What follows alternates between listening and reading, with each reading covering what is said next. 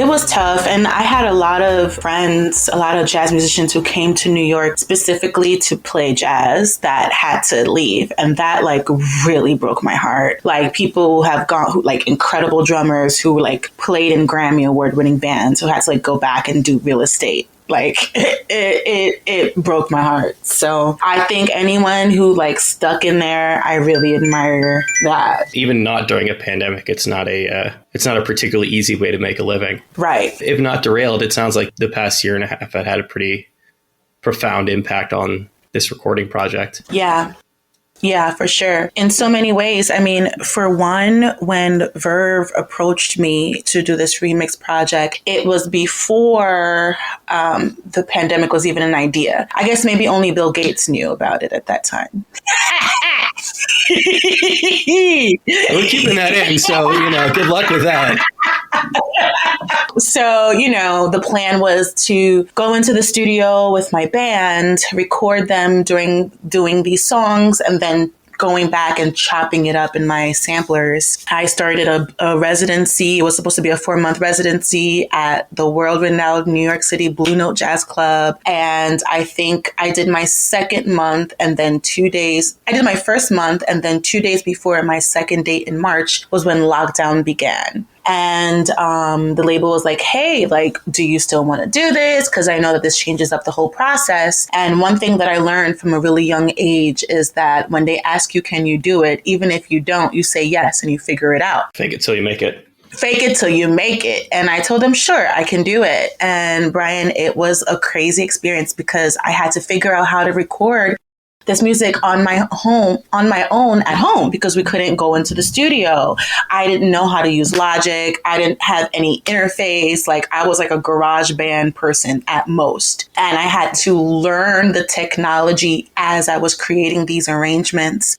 And there were a lot of moments where I just felt like giving up. But I had gotten so far that I had to push through. And luckily, it's bittersweet. We had to be home. There weren't many distractions in terms of like obligations. So it gave me time to commit. But seeing what was going on politically, socially, really was a very deep sort of undertone as I was cooking up this project.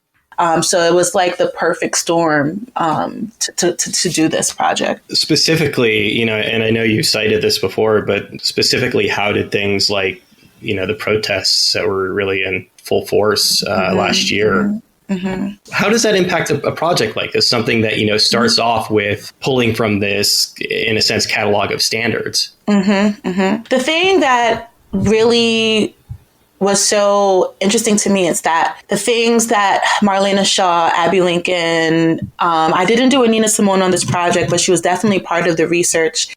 They all have been very verbal about their experience as Black women moving around in the world, whether it's in their music or during interviews, them talking about stuff. And, during the lockdown, the thing that really tore my heart apart was seeing the young children who were stuck at home in lockdown, who were not able to, go to school and get meals. A lot of kids, the only way they can eat was in those school lunches, or children who were at home and who couldn't afford laptops. And one of the songs on the project, Woman of the Ghetto, quite literally addresses that issue. It says, how do you raise your kids in the ghetto? Do you feed one child and starve another? Listen to me, legislator. And that's also a piece that I was like, wow, because during the protest, we were all very verbal about our displeasure with the powers that be, with Trump, people, everyone, all the politicians we were sort of like grilling them, like, what are you doing? And that song specifically was pointed to the people in power. So it was literally a mirror of the music that was being sung and written in the 40s, 50s, 60s. Literally is the same climate right now. It's kind of a double-edged sword, right? I mean, it's nice when you find this piece of art that speaks to the present moment, but also incredibly depressing at the same time to realize that it was recorded 50 years ago and, maybe, surface level things have changed, but not really not really that deeply, perhaps. Yes, we still have a lot more work to be done. Addressing the symptoms, but not the underlying disease. Right. That is the perfect way to put it. I mean, I think that now that we have social media and we can see things happening in real time, in one way it makes it more potent, but in another way I think we've become desensitized to it. The Breonna Taylor killing was one that really hurt me because one lost life is not more valuable or less valuable than another. I want to premise with that. But George Floyd's death really took the forefront. And I feel like the Breonna Taylor situation was just kind of like, oh, that happened. That's unfortunate. And I think that I can speak on behalf of all women of color. We can say that we definitely feel unprotected, undervalued. I think we are so strong and resilient. We are the backbone of so many we're the source of so much creativity. We are the backbone of so many families, infrastructures, movements, that when it comes to caring for us, that's like sort of the last piece in the puzzle, you know? And Breonna Taylor isn't the first woman of color that has been killed unjustly, but, you know, we were in a space where we were quiet and still that we noticed that story. There's the Sandra Bland. This isn't new. I felt like we need something that really sheds light on the fact that like Black women need care. It's interesting. I did an interview for a German newspaper because I was performing in Germany a few weeks ago. And the lady was like, but we love Black women. We love Billie Holiday and Sarah Vaughan. And I was like, yeah, you love them when we're entertaining you. You love what they make. You love what they make, you know? So it's interesting. These are topics that you discuss in interviews that you were, you know, certainly discussing in that interview too. What role can pulling an older song play? I mean, is it something that you feel like can really get to the heart of something that's happening contemporaneously? There's no lack of political music. There's no lack of protest music, social music, but this is something different, right? This isn't you writing a song specifically about the current moment. And there's many pieces to that. First of all, I believe that the vocalists wove in codes in these old songs. I feel like there's some information in there that if we tap into them, they can equip us with the tools to remedy the issues that we're dealing with, first of all. There's things that they just couldn't say at the time. Right. You know, I just got done reading Billie Holiday's autobiography, Lady Sings the Blues, and it was so interesting reading what was going on in her life around the time where she wrote God Bless the Child, which is the opening song on the album. I believe that jazz music, as intellectual as it can be, it is really for the people. Its intention was music to liberate us, to connect us with each other. There was a time where jazz was popular music. And I really would love to see how we can get back to that space. It really blows my mind to think that you used to hear Ella, Sarah Vaughan on the radio popularly. And now it's no secret that, first of all, what is pop music today, first of all? And secondly, what is the type of music that we're listening to on the regular? I think that it really colors socially where we are as a people.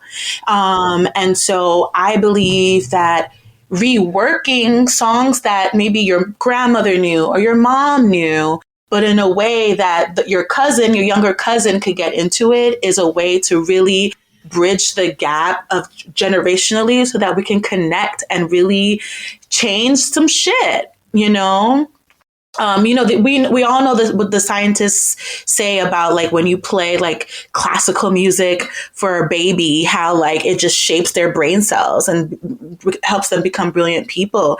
It's the same thing with jazz. I really hope that, you know, when people listen to this project, it's sort of like the medicine with the honey. So it's like you're hearing this like old school jazz song that you can twerk to it, but you're like, wait a minute, this is from the 20s, the 30s. Let me hear what Dinah Washington is about. You know, I hope it becomes sort of like a gateway drug to like really getting into this treasure that sometimes we forget about. Conversely, there's more opportunity to do that than ever before because for better and worse, I think that as a rule, when people are listening to music because of the way it's served up through Spotify, context is a little bit less important. Now, that's like, it's not great from the standpoint of it's, you know, it's nice to know the history. It's nice to know like the events that created a particular piece of music. But the upshot of it is that particularly younger people, they have no allegiance to a particular style of music. You know, it's just whatever comes on and whatever sounds good to them, they'll embrace. And I actually love that. I'm actually about that because I believe that good art, regardless of the genre, is a reflection of what's happening currently. And although we might want to use the terminology jazz to describe music that has improvisation and all that stuff, I really believe that it can sound and feel very differently from the stuff that Sarah and Ella and Miles Davis was doing, actually. And that's why I think it's really exciting that like this album shows up on so many different types of playlists, not just jazz playlists, because it consists of elements that are beyond jazz, but the root, if you go back, it goes back to that. And that's what's really exciting for me. Definitionally, what does jazz mean to you? That's also a very tricky question, specifically right now. For me personally, my family is from Haiti, okay? And in Haiti, they call jazz, that's equivalent to saying a band. So if you're gonna, I'm probably with jazz la, that means, I'm gonna go see the band. First of all. So it shows how like universal that word is. It's not significant to a style. It could be a compa band. It could be any type of style. They're going to call it jazz. So that's like root, like bloodline wise, what jazz is to me.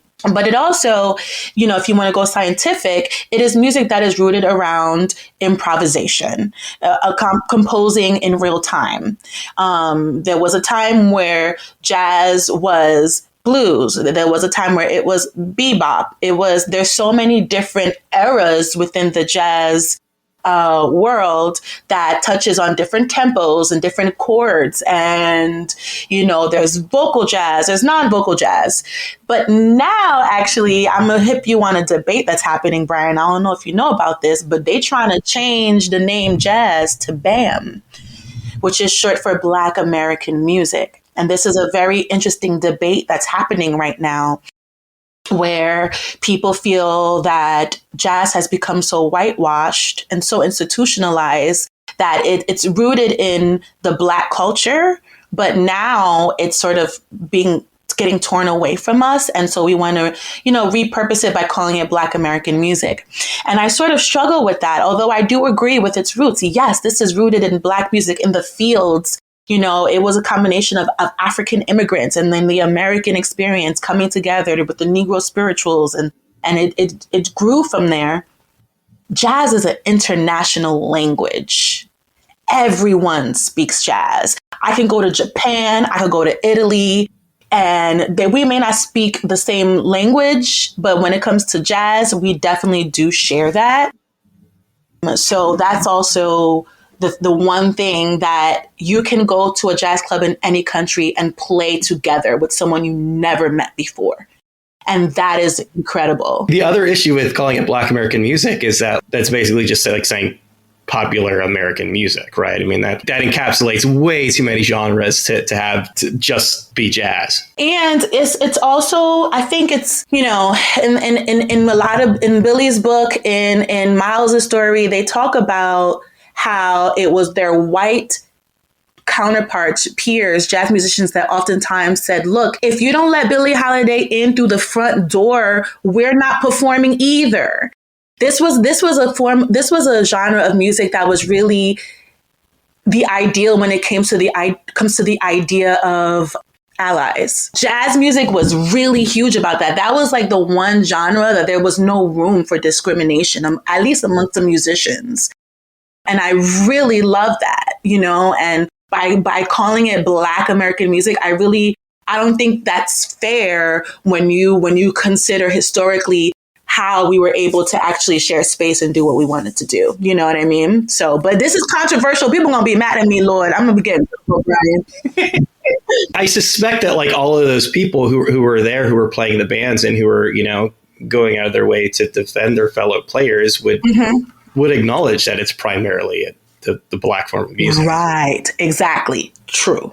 I think you sort of referred to it as the institutionalization of music, of jazz music. This isn't to disparage it necessarily, but there's like jazz at Lincoln Center, right? There's this place you can go and spend $200 on a ticket to see this like enshrined version of a genre of music. And it's always sort of struck me at odds to approach a form of music that was not only, as you said, popular music, but also like for so many decades, the vanguard and the head of the avant-garde. It's hard for me to reconcile these two ideas. It's hard for me to reconcile the historical experimentation of jazz with treating it like it's something you go to a museum to look at.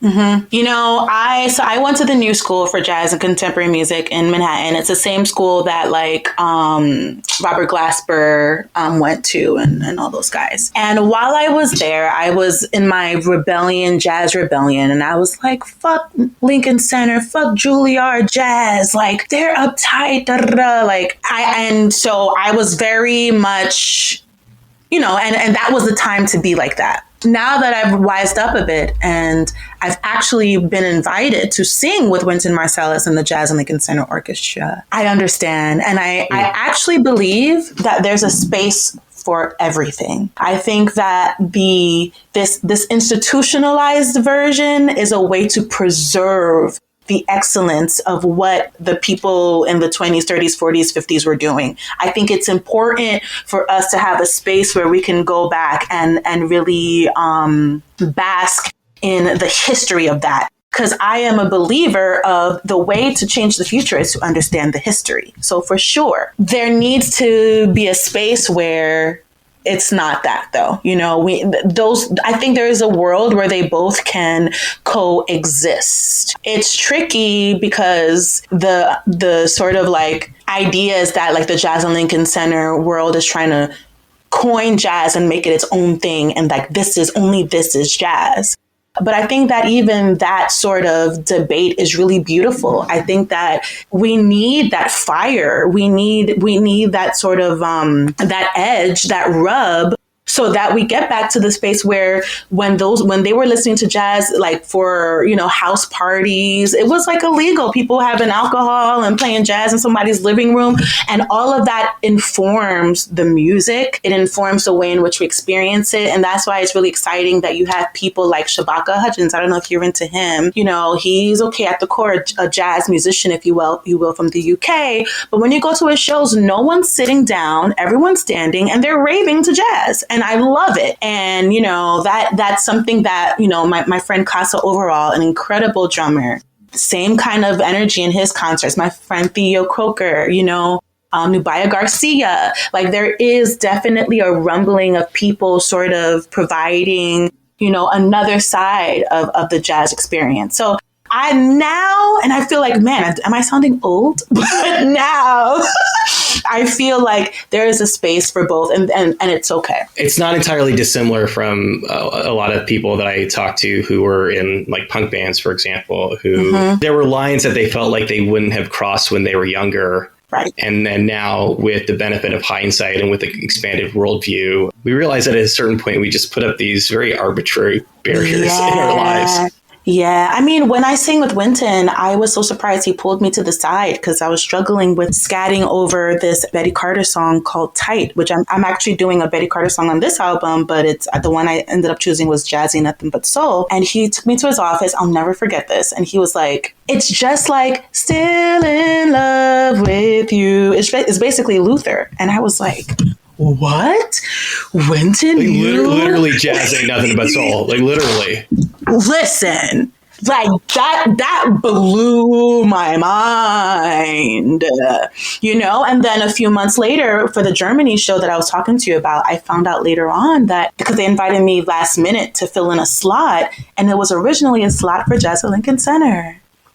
And unfortunately, it didn't work out. And then they invited me. So that just goes to show that they really can coexist. And the listeners are open The audience are open to all kinds of stuff, actually, which is very exciting, especially outside of America. It's oftentimes the gatekeepers who are scared to take risks, but the people really are open. Well, that's always been the case, for myriad of reasons with Europe specifically. I mean, Japan too, to a certain extent. Yeah. There's a long history of specifically Black women in the U.S. who couldn't break through, went to France, for example, and were welcomed with open arms. Absolutely. You're approaching this from another angle too. We talk about the sort of, I don't know if conflict is the right word, but between sort of traditionalists and people pushing the avant-garde. Projects like this Verve project, you're actually taking old pieces of music and remixing them. Is there pushback on that from the standpoint of this sense that certain things are sacred and just shouldn't be messed with? Yeah, I think so. I believe that certain things are sacred and shouldn't be messed with. There are certain songs that I refuse to touch. Such as Strange Fruit. Okay. Which is a song about hanging. Right. And I think that the way in which Billie sang it originally, she said everything that needs to be said. I don't really need to mess with it.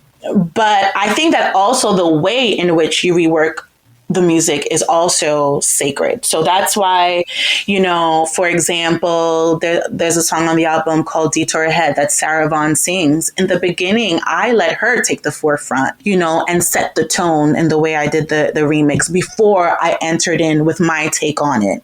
You know what I mean?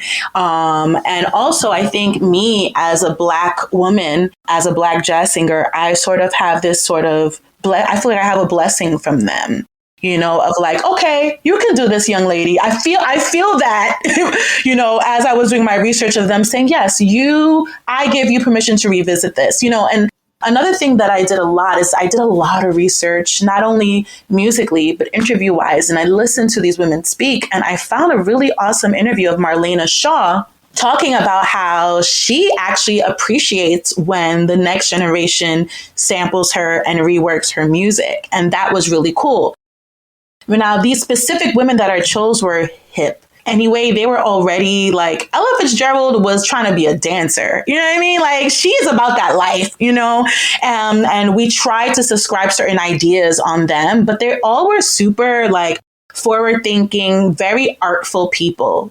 Betty Carter was really artful and took risks. So, I believe that you got to respect it. And I think another piece is doing the homework. I didn't just randomly decide I want to do this. This is something that that's been part of my wheelhouse forever. Back when I was at the New School, once again, my friends remind me of this. They're like, Melanie, you were always trying to make jazz for the street. I was always pushing this agenda, And so I think paying your dues is important when you're reworking music, and but definitely it is sacred. And I feel that I have done this, but hopefully I feel that I've approached it respectfully, and that my ancestors approve of it. Essentially, what does paying your dues mean in this specific context? Paying my dues, for example, is studying the music from the inside out. Understanding technically what's going on, chordally what's going on, transcribing. Transcriptions was such a huge part of my development as a jazz musician. It was extremely difficult. You had to sit down, listen to the recordings, and literally write out what John Coltrane was playing, and then be able to sing it, in front of an ensemble of people. Paying your dues is having to show up at Smalls Jazz Club or Zinc or St. Nick's Pub and sitting in at jam sessions and getting your ass whipped sometimes and messing up the changes and, messing up. I remember I was singing at Sweet Rhythm, it's a venue in the West Village, and one of my teachers at school came to see me. And after the show, she was like, you messed up the lyrics on such and such song. Totally busted my balls, but I never messed up them lyrics again. So paying your dues is being put in the fire, and really, luckily when I came up, it wasn't really. Nowadays you have kids on social media, in their little studio, at home studio, showing off their skills. For me, it was literally on the field, going out, doing homework, doing research, listening to Roy Hargrove, the late great Roy Hargrove, may he rest in peace. You know, every time I would go to Smalls or any jazz club in New York, Roy might show up and he might put on a freaking masterclass and break down, you know, some abstract jazz tune. Paying your dues is really being steeped in the language of this music. You got something there that I don't think enough people talk about. Messing up and perhaps messing up in a public forum is a big part of learning those lessons. Absolutely. And I've definitely messed up many times in high risk spaces. And, you know, that part of paying my dues, I'm grateful for it, because now, you know, so for example, now, this album, I produced it not with the intention of performing it, but with the intention of it being a reimagined work to listen to. Now we're doing this album release show, and now I got to figure out how to perform this music now. You knew that was coming, though. At some point, you were going to have to do it. Right. But, you know, I never wanted that thought of how to perform it to affect really how I would shape the music, you know. But because I've paid my dues, I know what are the appropriate steps to figure out how to perform them live. And I really give thanks, because I have a lot of, you know, peers that were not surrounded in the type of spaces where I got challenged, that I see a lot of people put out great albums, but when it comes to live, it really falls flat. So I'm grateful for those experiences and, you know, stubbing my toe many times. How closely do you feel like you have to hew to what you put down on record? So it's going to be a good balance of what's on the record and reworking them for the live experience. That's also a thing about jazz that's really exciting, is that you can do the song however way you want. It can be done 10,000 different ways on tour. You know what I mean? This time we're going to do it as a ballad. This time we're going to do it in 3. This time we're going to do it in 4/4. So, for example, one of the songs on the Detour Ahead song that I love, when I used to sing it before I made this project, I would sing it as a straight ballad, just a duo with upright bass. And it would bring people to tears, including myself, you know, because it really is the song itself. It's so beautiful. And that's the thing. These tunes, the songs, before you do anything to them, are just gorgeous pieces of art. But then you have like the Woman of the Ghetto flip that I did. People gonna want to hear it, you know what I mean? Kind of like that. So, you know, that one, I'll give it to them. So it's going to be a nice mixture. And some of the songs I'm going to start them off one way and end up another way. So I think it's going to be exciting to experience, you know, people who heard these singles before they come to the show, to hear them, whether it's going to be the same or different. And that's the thing, you're never going to get bored at a jazz concert, really. I think that it is beautiful when you go to certain concerts and it sounds just like the record. There's a space for that. But I think also experiencing something different is a really fun collective adventure. And it's also like a give and take. People don't realize that performances isn't just the band. It's also the energy of the audience, too. So it's really interesting to see how people receive the music. So, yeah, I'm really excited about this show. We have like serious rehearsals, like leading up to it. And it's been a interesting journey. Strange Fruit being the example that you gave of something that, like, for various reasons, you feel like you maybe not can't touch or maybe shouldn't touch. But when you're starting with something that is, as you said, this, like, I think gorgeous work of art was the way you put it. I could see that either being freeing or inhibiting, knowing that, like, in some senses, you can't make it any better than it is. Right. I mean, for example, on the album, there's a Dinah Washington song, What a Difference a Day Makes. And oh my gosh, she sings it so beautifully. On that one, I decided I'm not singing on that one, on that remix. I'm going to just play flute. And my brother plays saxophone. And so we just sort of like did like a horn arrangement underneath it, because I felt like, out of respect for what Diana did, I don't need to touch it, you know? So you got to be sensitive to the music. The music will tell you what it needs. I wish I could remember the writer. It was some like well-known writer. And they basically said that when they first decided that they wanted to be a professional writer, they literally sat down, took a great work and just wrote it for the experience of what it would feel like to write a great work of art. You know what I mean? Like something existing and basically like transcribed it on the typewriter or computer.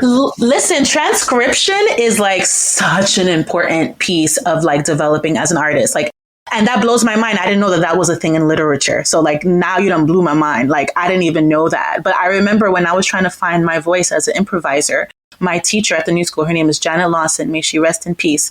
She told me to transcribe and imitate all the vocalists that I liked. And I was like, how? That doesn't make any sense. If I'm trying to find my voice, how am I supposed to imitate? But that's how you develop the muscle memory, the language. So thank you for that anecdote. That's crazy. I didn't know that was a thing in literature. Damn. I mean, it makes more sense in music and like jazz specifically, because there's this long tradition of playing standards and playing older pieces of music. I love the way that it was phrased. I want to know what it felt like to make a great work of art. If you're just trying to sort of recreate something, it's not necessarily there from the creativity standpoint of like, you're not actually making it out of whole cloth. You can at least sort of, I don't know, maybe touch greatness by doing that. Yeah, I love that. Yeah. You said earlier that definitionally a big part of jazz is this idea of improvisation, which, you know, like obviously takes on different forms depending on the era and all of these other factors. What role did that play in your process of putting this record together? Remember, like, this is more of a reimagined remix piece. So I did want to make something that, although it was rooted in the jazz lineage, that it's danceable and catchy. But certain things, like, for example, the Jazz Ain't Nothing But Soul song, there was a point in the tune where I realized, okay, we need to make sure that we have an improvisational element. And so I brought in my friend Orange. He goes by Orange Julius, but his name is Julius Rodriguez, who's also my label mate. I don't know if you know him. He's an incredible young pianist, and he really brought the improvisational factor to that song.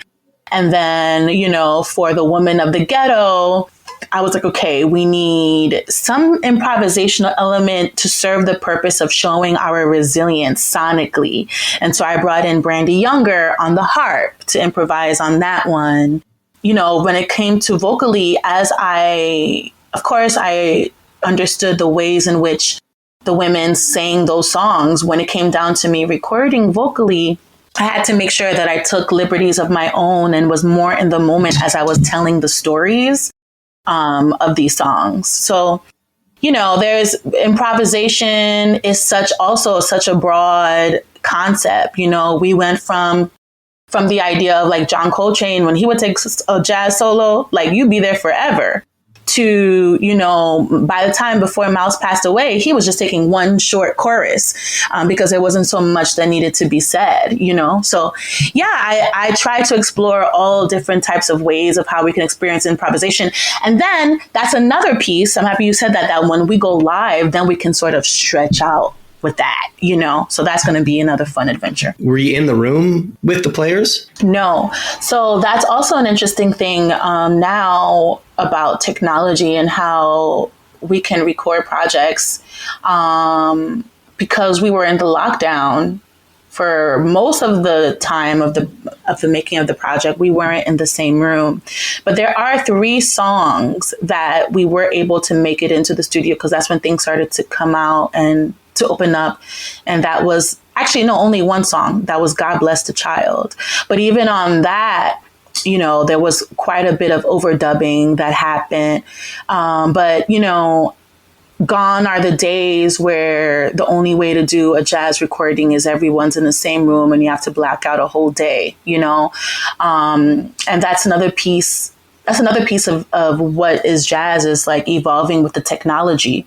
You know, Herbie Hancock really changed the sound of jazz as the different synths and keyboards were being created. He like pushed the envelope by tapping into that technology. So I think that that's also a really exciting thing that's happening now, is that people are finding ways to create, you know, jazz or Black American music, utilizing the technique and different techniques of recording. Yeah, I'm generally technology agnostic from the standpoint of, I don't think that any technology or most technologies are inherently like good or bad. It's, it's the way you use them. Mm-hmm. But that said, especially with jazz, but just music in general, I do think you lose something by not having everybody in the same room. Mm-hmm, mm-hmm. That's real. I really think it depends on the type of work you're doing. Because like when you think about like Prince, like he was like one of the first like bedroom producers. Like sure, but to be fair, he would be like play on everything. He would play every instrument, so it kind of had to go down like that. Yeah, and like Stevie, but they did definitely bring in people for certain things. And remember, like I said, like I had to really basically work on this project on my own. And then like if there was something that was outside of my wheelhouse, I had to extend it out to someone. But I think that it depends on like what you're trying to create sonically. And I think that there's nothing, you can't replace the chemistry of being in the room and playing. In certain projects and certain styles of music, it has to be that energy. Definitely my next album is going to be called The Lunacy of Not Believing. It's definitely going to be recorded probably in more of like same room type of vibration. But there are certain projects that I don't think that the magic of them would have occurred if you recorded in that way. It definitely has to be case by case basis. I was listening to another interview that you did a few years back. It sounds like the way you approached recording out of necessity is the same way that you approach teaching yourself to sample. Mm-hmm. It's something that for like various reasons you had to do. Yeah. And it's just like, it's another thing for the tool bag, right? This isn't necessarily like the thing that you're going to do going forward, but like when a particular piece of music or a particular recording session calls for it, you've got it in your arsenal. Right. And that's also part of paying your dues, like sometimes you're at the show and like the mic cuts out. What do? Luckily, I've paid my dues. I can sing without the mic. Like that's not a problem, or, my sampler stops working. If there's a piano or keyboard around, I'll just transfer to keyboard or piano and accompany myself. So having a tool, like you said, a toolbox, an arsenal of things to tap into is exciting, and I'm grateful. I'm privileged to be able to do that. I know that again, at least at sort of the last time you were really deep into these interviews, I think probably about 2018, you were pretty new to Buddhism at the time. It was something there was a time space you talked about in a few interviews. And I think that there is a very strong connection to be made between mindfulness and improvisation. Do you feel that your practice has inspired the music that you make on that level? Absolutely. However, I think the biggest thing that my practice has done for me is create space where I don't have to, where I'm not judging as I create. It's still a struggle. Don't get me wrong. I'm not perfect at this, but, being mindful, being grounded allows for the art to just happen. I remember, I think it was 2 years ago, I played flute with SZA on SNL. And I had the opening so that's a good name drop right there. A subtle little name drop. What was that show called?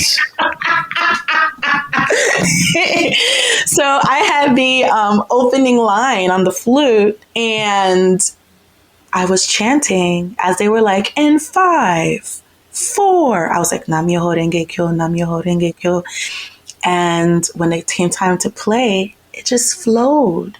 Because I was in a mindful space. I wasn't thinking, oh shit, I have to play this note right.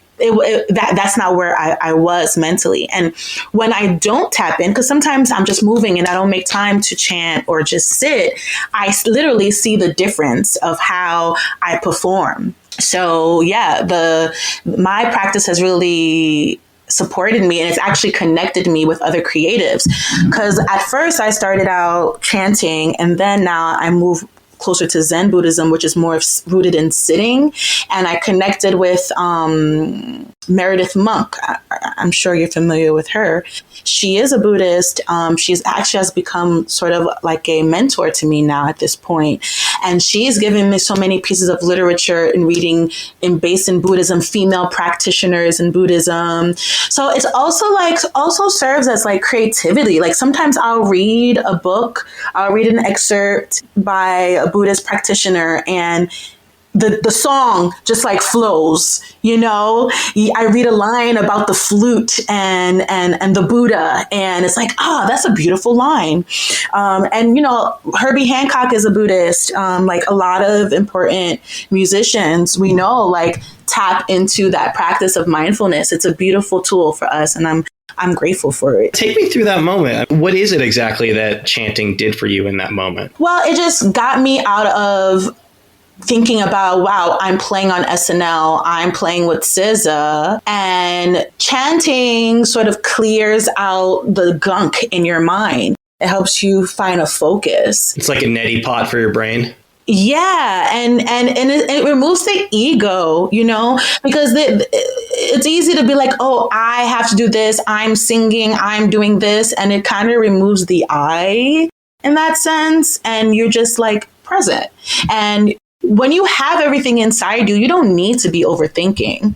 You know, it's already there. The work has already been done. So yeah, that's how that worked in real time. And I know for sure that if I was not chanting before I had to play that line, that I would have messed up, you know. And I really give thanks for that practice, that I had that tool in my arsenal at the time. I like the use of ego in this context, like, because it's sort of both uses of the word ego, really from the standpoint of, listen, I'm here to lift up this artist specifically, you know. Right. It's sort of like their moment, and I'm here to sort of make it better. Yeah. I'm not going to make this about myself. I'm just going to do the best job I can in the moment. Yeah. And also like, just like honoring the experience of music, period. Like, I'm just here contributing to this sound right now, even beyond this artist and supporting this artist. Like, we are creating something collectively that is so medicinal, you know. Like, how cool is that? You know, like, we together, we're making a sound that can change the molecules of people's brains. We can like essentially change people's lives by doing this. Like, how exciting to think of that, rather than I'm on TV, I'm doing this, I'm doing that, you know? And it really takes off the pressure, because then it's not about you, you know? You're in like service to this music, and that's really liberating. It brings us full circle, because this idea of music as being medicinal, I mean, in our respective lifetimes at least, has that ever been more important than it is in the current moment? I mean, I think we are in need of music that is a balm.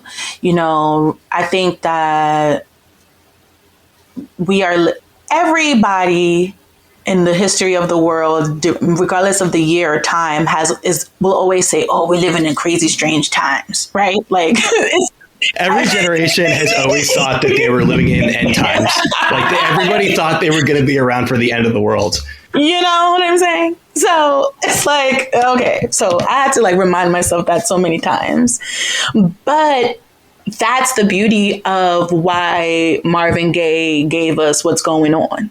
You know what I mean? Like, that his feeling and sort of disappointment and like, you know, observance of the craziness of the times gave us this incredible body of work. So I think that that's what we need to continue doing. And that's what I'm committed to doing. And I'm committed to asking the questions that maybe are uncomfortable to ask. I'm willing to take the risks that maybe other people haven't been brave enough to take the risk to do.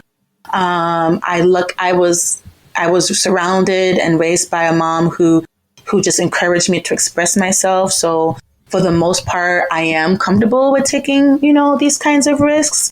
And I think that the more I continue to do that, the more people behind me will be encouraged to do that. You know, when you think about the Black Panther movement, you think about the free lunch program, those ideas were very creative. There's a big part of revolution and change is rooted in creativity, actually. So yeah, now more than ever, we need to take risks in the art in order to heal us. People who in some cases weren't willing to take the risk, but in probably many more cases weren't able to take the risk. We talked about sort of coded language earlier, and from the standpoint of there are very practical reasons why there are some things that people felt like they couldn't address in songs. Right. And maybe in a certain sense, you kind of owe it to them to say those things that they couldn't say. In the same sense that you're building on the music that they created, you're building on the sacrifices they made to allow you to do what you're doing today. Yeah. And I'm grateful for it. I'm grateful for them.